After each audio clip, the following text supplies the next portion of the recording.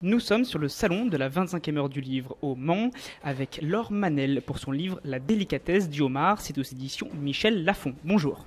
Bonjour.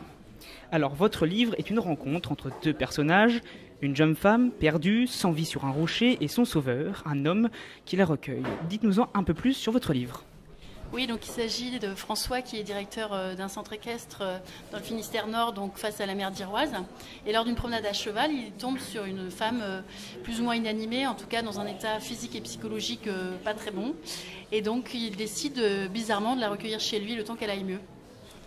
Alors votre livre, il présente deux personnages, François, 37 ans, il vit seul, il est un peu bourru mais très attachant, et Axel, une jeune femme dont on ne connaît que très peu, et c'est bien là l'intrigue du livre, elle a un passé mais on ne le connaît pas. Tout à fait, donc c'est effectivement l'histoire d'Axel qui en fait se fait nommer Elsa puisqu'elle refuse de toute façon de répondre à toute question de la part de François. Et donc la grande question du livre, c'est effectivement qui est-elle et qu'est-ce qui lui est arrivé pour qu'elle ait envie de fuir sa vie d'avant. Alors pour cette interview, est-ce qu'on va l'appeler Elsa ou Axel ? Comme vous voulez, Axel éventuellement. Axel, alors on va l'appeler Axel. Donc Axel, elle est très sensible, elle a vécu des choses, mais elle ne veut pas en parler, elle est très fermée. Tout à fait. En fait, dans un premier temps, elle est carrément complètement déprimée et reste cloîtrée dans la chambre d'amis qui lui a proposé. Et petit à petit, elle s'ouvre un petit peu, mais c'est toujours un petit peu compliqué. Elle est toujours sur la défensive. Donc voilà, elle ne veut pas se livrer, elle ne veut pas qu'il lui pose des questions. Donc à un moment, ça l'énerve un petit peu quand même, François, puisque il la loge, il la nourrit et elle lui dit rien. Voilà, donc lui, il aimerait bien en savoir un petit peu plus sur qui elle est, du moins en tout cas qui il héberge, et surtout, est-ce qu'elle n'aurait pas fait quelque chose d'illégal, enfin voilà. Parce que la plupart des gens, ils auraient appelé les pompiers pour venir pour intervenir, mais non, lui, il va la mettre sur son cheval et il va la ramener chez lui. C'est ça. Donc il fait quand même venir un copain à lui qui est médecin pour vérifier quand même qu'elle n'est pas dans un état qui nécessiterait les secours. Et comme en fait elle va avant tout mal, mais qu'il n'y a pas de risque vital et de besoin d'être hospitalisée, il décide de la recueillir chez lui. En fait, il fait ça de façon un petit peu machinale et sans trop réfléchir. Alors Axel, elle a un long passé, mais François aussi, parce que lui, il a vécu des drames et il a aussi sombré un temps dans l'alcool. Oui, tout à fait, effectivement. Je pense que tout le monde a un vécu plus ou moins facile. François, il n'a pas été épargné.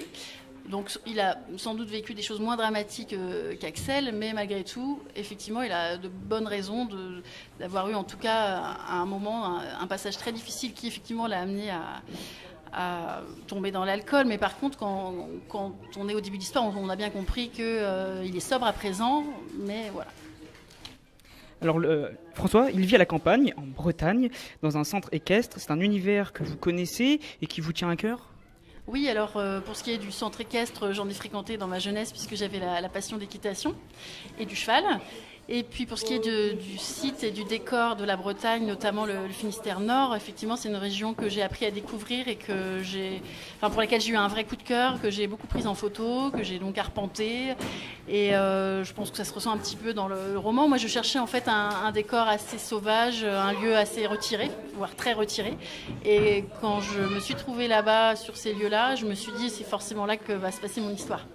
Et rien que de mieux que les chevaux pour soigner, et ça s'appelle l'équithérapie. Oui, tout à fait. Alors évidemment, François, il teste pas l'équithérapie sur Axel, mais en tout cas, elle, au départ, on comprend qu'elle a horreur des chevaux, elle en a très peur. Et petit à petit, finalement, elle va quand même réussir à les approcher, notamment une jument particulière qui est particulièrement douce. Et petit à petit, elle va se mettre quand même à l'équitation, tranquillement. Et ça va l'amener à se confronter à ses peurs et à les dépasser. Et petit à petit, ça va être effectivement une aide un petit peu pour sa propre thérapie, pour qu'elle aille mieux. Elle est très proche de la nature puisqu'elle fait des balades à la mer, elle marche beaucoup, elle adore les chevaux en les regardant parce qu'elle a peur de les approcher, mais elle est très proche de la nature. Oui, voilà, je pense qu'on aille bien ou mal, enfin en tout cas moi ça me parle, le spectacle de la mer en lui-même est de toute façon une façon de s'évader vraiment très forte. Et puis donc elle se ressource au contact de la mer effectivement, même si au départ on est loin de ça, mais elle se balade, elle arpente un petit peu le sentier côtier, le GR34 dans un sens ou dans l'autre, elle fait aussi beaucoup de photos. Et ça l'aide à aller mieux ou en tout cas à réfléchir. Voilà. Enfin, moi, ça me parle. Je trouve que c'est quelque chose que je pratique moi-même. Et puis le paysage, les paysages de Bretagne sont très propices à ça. Voilà. Et c'est vrai que j'ai vécu des moments incroyables, prise de vue par exemple, de photos là-bas. Et ça vaut vraiment la peine d'y aller en fait. J'espère que ça donne envie. Alors pour parler un peu de la forme du livre, vous alternez les deux points de vue, le point de vue d'Axel et de François. Pourquoi ce choix ? En fait, déjà à chaque fois que j'écris un livre, j'aime bien changer de type de narration.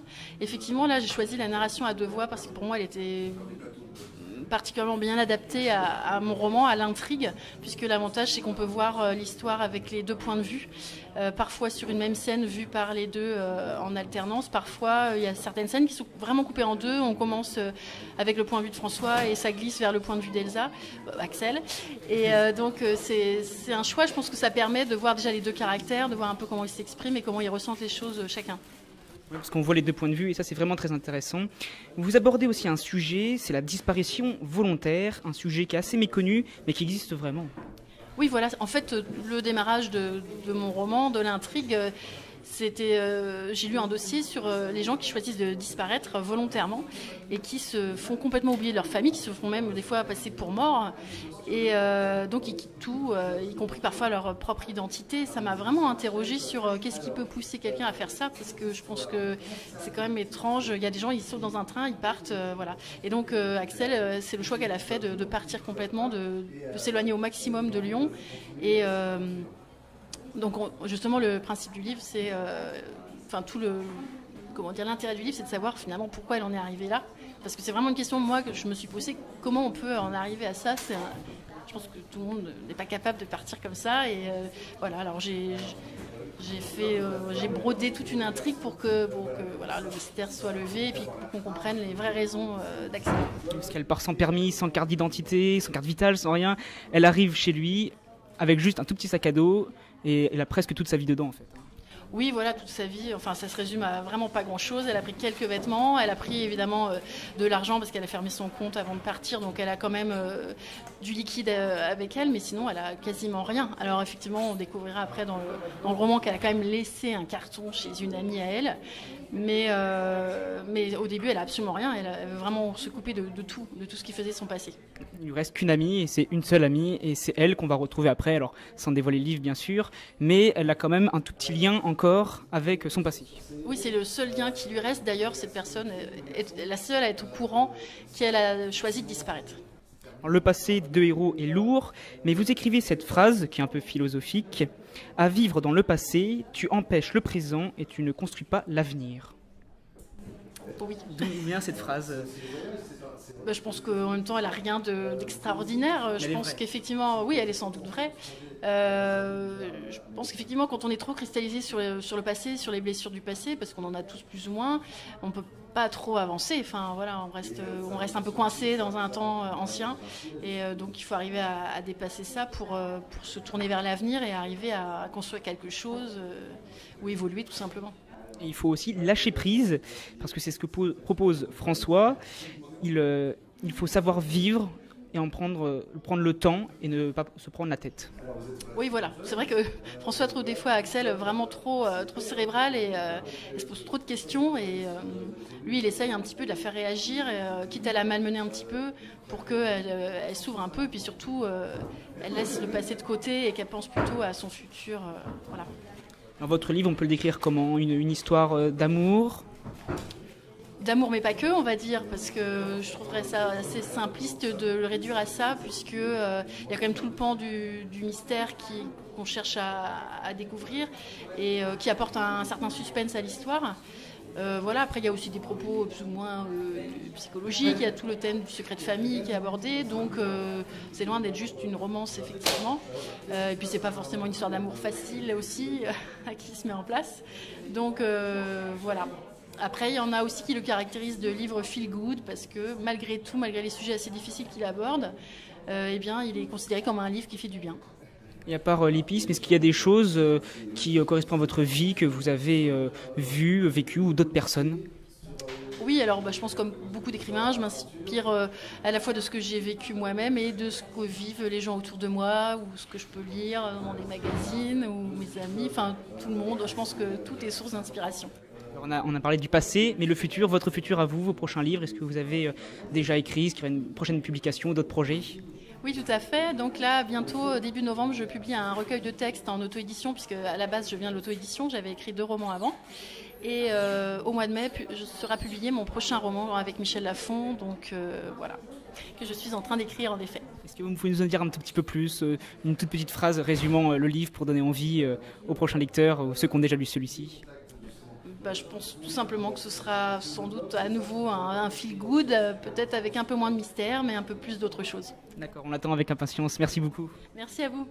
Nous étions sur le salon de la 25e heure du livre avec Laure Manel pour son livre La délicatesse du homard. C'est aux éditions Michel Lafon. Bonne journée à tous. Au revoir.